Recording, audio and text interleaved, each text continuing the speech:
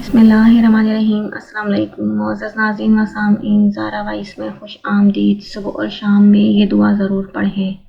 دن رات نعمتوں کا شکرانہ ادا کر کے نعمتوں میں اضافہ کیجیے۔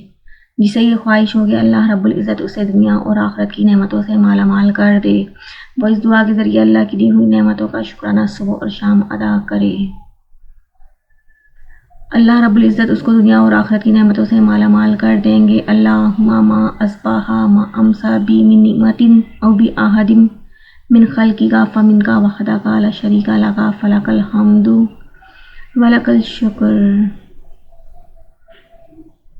اے اللہ، جو کوئی بھی نعمت مجھے یا تیری کسی مخلوق کو آج صبح ملی، آج شام ملی، وہ صرف اور صرف تیری ہی طرف سے ملی ہے۔